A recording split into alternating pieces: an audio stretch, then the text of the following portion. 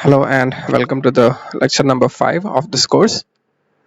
So today we will learn about how to use loops in Python. Okay, and loops are used in any programming language to repeat some task. Okay, so that task will have a repetitive nature. Okay, so the same task will be repeated over and over again. So in such cases, instead of writing the code 5 times, we just use a loop. Okay, or it's also known as iterations. Okay, so we use 5 iterations to do the same thing over and over again. So let's first get introduced to the while loop. Okay, so the while loop, basically the working is this way. Let's first initialize a variable count with the value 0. Okay, and then we are writing this while loop. Okay, while, and inside bracket we are giving some condition. Okay, and then we are putting a colon here. Okay, do not forget to put the colon. Okay, and once you put the colon and if you press enter, you will notice that the cursor automatically leaves a tab here. Okay, a spacing is left over here and it comes. Okay, which means that whatever we are going to type now comes under the while tab. Okay, or under the while condition. And if you need to get out of the while condition, you have to go back, right? Go back in the sense that the cursor should be at the starting point of the line. Okay, so as long as the cursor is inside like a tab, we are inside the while loop only. Okay, so in C or C++, you use brackets like curly braces to denote a block, but in Python we are just using indentation. Okay, indentation is the tab or spacing that is given. Okay, so here um, we're writing, or we first gave a condition count less than 3. Okay, so whenever this while statement is encountered, the Python, it checks for whether the value of count is less than 3. Okay, and if it's less than 3, it goes to the statements that is included in the while block. Okay, so in the initial case the value of count was 0, so 0 less than 3 is true. So in such case we go to the body of the while loop. Okay, so the first statement, what it does is it increments the value of count. Okay, so count equal to count plus 1. So the value of count becomes 1 now. Okay, because count equal to 0 plus 1, that will be 1. This can also be written in this way, those who are familiar with C++. So plus equal to 1. Okay, count plus equal to 1 and count equal to count plus 1, both means the same thing. Okay, but we need just one of them, so I'm just commenting out one of them.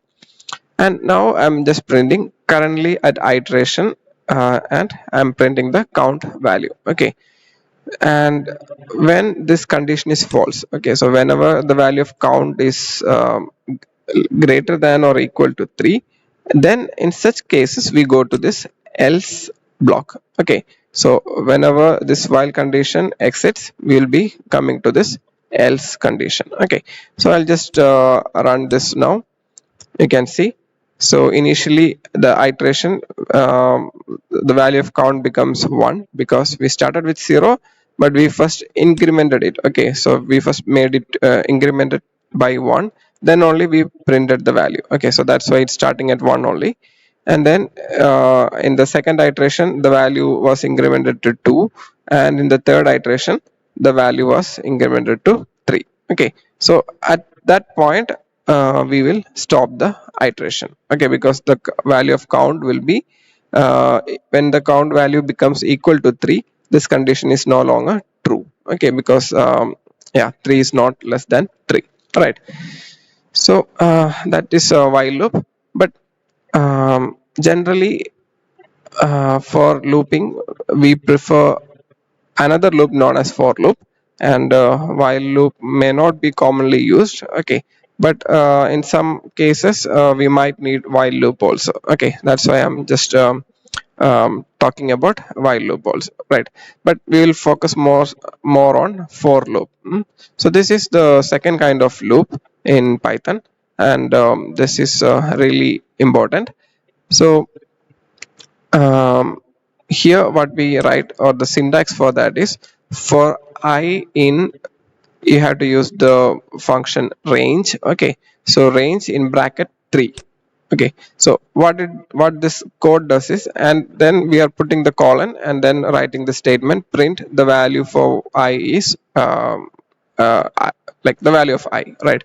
Okay, and I'll just add a statement here also, print over. Okay, so this line will be printed only when the for loop gets completed. Okay, so let's just run and see. So when we give like this, uh, when we are giving range 3, what happens is, first the I gets the value 0. Okay, and then we don't have to write something like I equal to I plus 1 inside a for loop, because that is automatically done. Okay, so in a for loop we don't have to increment the value by ourselves, that will be done automatically. So here the uh, the first inside the first iteration, it will print the value for I is, and then we print the value of I. And here you can see that the iteration starts from 0. Okay, so initially the value of I will be 0, then it will go to 1 and to 2. Okay, so when you are giving range 3, we get 3 iterations. Suppose I am giving range as 5, then I will be getting basically 5 iterations, right? So the I value changes from 0 to 4. Okay, and after everything, this print statement will be yeah, printed or outputted, right? Because it is outside the for loop. Okay, but suppose I am just giving a tab here also, right? Now the print the value for I is I, as well as print over, they both come under the for loop. Okay, so when I'm running this, you can see that like the over statement, okay, that is printed 5 times now, because this is inside the for loop now, and it was not outside as we had written before, right? So now the 0 is printed, then over is printed again, 1 over 2 over, like that, right? But if I'm just like giving a like removing the tab space, okay, if I'm removing the indentation, then you can see that it will be printed just once, because it's no longer coming under the for loop. Okay, so keep that in mind. In for Python, we just use indentation or the spacing to differentiate the or to tell Python that the block has ended and we are no longer inside the block. Okay, and this range can also be used to start at a different value other than 0. Okay, so if I'm writing for I in range 2 comma 7, what it does is, the value of I that starts from 2 instead of 0, it starts from 2 and it goes up to 6. Okay, so if I'm putting 7 here, it goes up to 6 only, right? So because like it's the same thing, like if I'm putting 5 over here, it goes up to 4 only. So same way, if I'm putting 7, it goes up to 6 only, but the first one, it starts from 2. So this is actually same as writing 0 comma 5. If you run this, you are going to get the same output which we got before. Okay, but it's not necessary to write the 0. This is understood that the value of I starts from 0, but only when you need to modify it, or uh, you want in particular that the I should not start from 0 but from some other number. In such cases only you need to give the two arguments, right? 2 comma 7, so you get the values of I from 2 to 6. Okay, and sometimes it's such that we don't need all the numbers from let's say 0 to 9, but I need only like every third number. Okay, so in such cases I give one more value inside the range. So I have starting from 0 goes up to 9, but print or like skip every 3. Okay, so here when I'm running that, you can see it started from 0, but instead of printing 1 and 2, it jumped to 3. Okay, and then instead of printing 4 and 5, it jumped to 6. Okay, so this value here, uh, in that step we will be moving. Okay, so in steps of 3 the value of I will get incremented, right? So these are three different possible uses of range function. You can use with just one single value, so then it starts from 0, goes up to that value. Then if you use two arguments, it starts from the first one, goes to the last one. If you are using 3, it starts from the first one, goes to the last one, but every third element will be or I gets incremented in this, the step size will be the third value. Okay, right. So that's for the use of range function. Then in Python there is a peculiarity which is not um, available in C, C++, etc. It's that we can directly iterate over a list. Okay, list or dictionary, or it can be anything.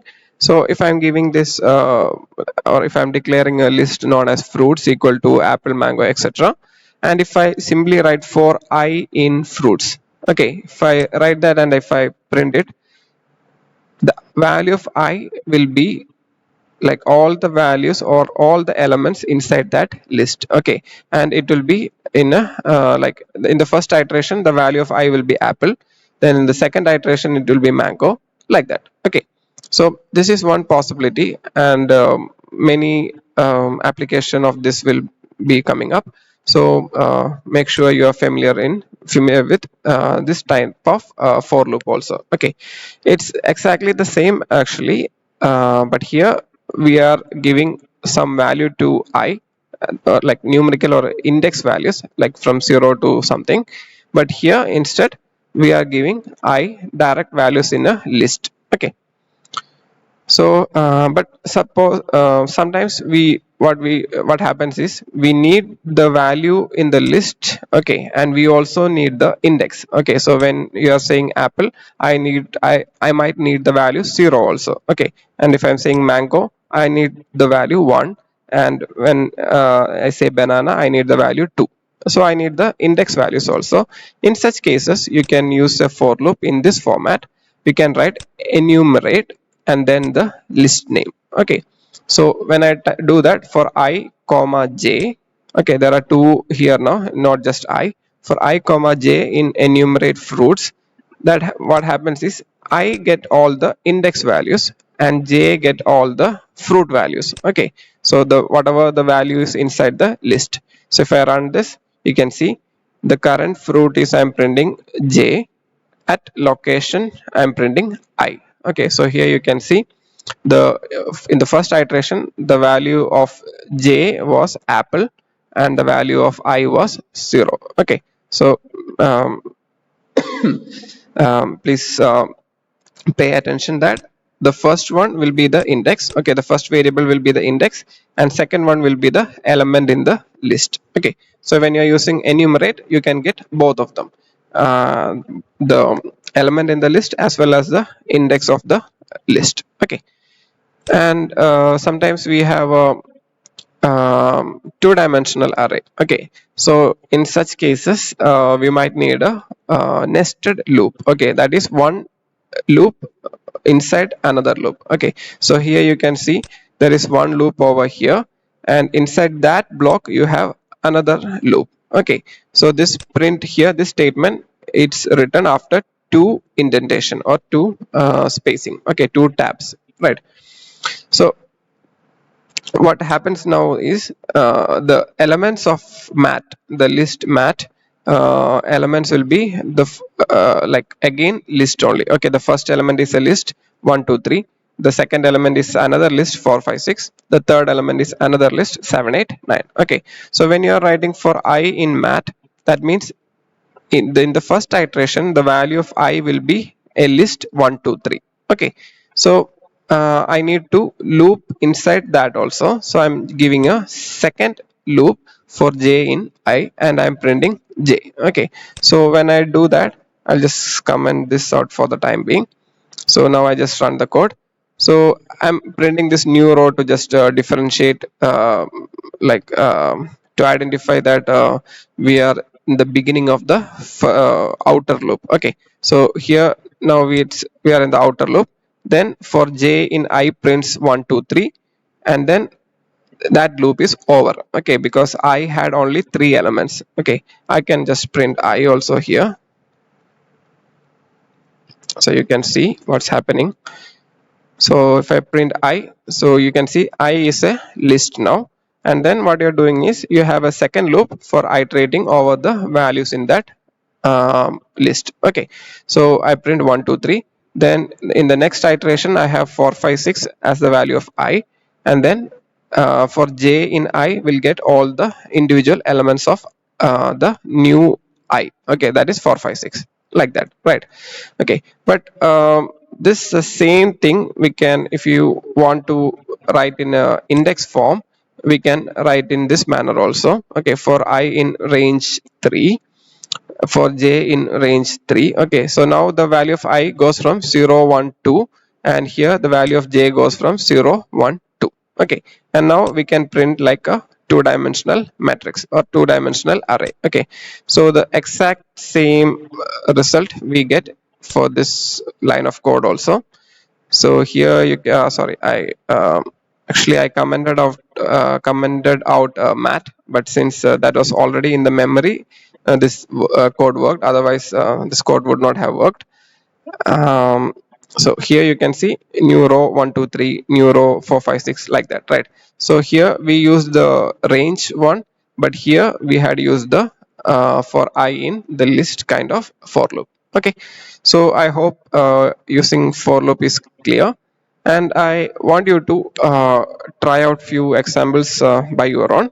So just try these two questions. Okay, just write a loop to print the all the even numbers from 2 to 10. Okay, not all numbers, only the even numbers, and then so that's 2 to 10 including 10. Okay, and then as second example, you can create an empty list first. Okay, so yesterday we had learned how to create an empty list, and then append values from 5 to 10 using loops. Okay, so you have to use a loop, and then you have to append values from 5 to 10. So the list at the end of the iteration, the list should have values 5 6 7 8 9 and 10. Okay, so I hope you can do it, and if there are some confusion you can contact me. Okay, or you can just type a comment at the end of the video or something. I will answer it. Okay, so we'll stop this video for today, and thank you for watching.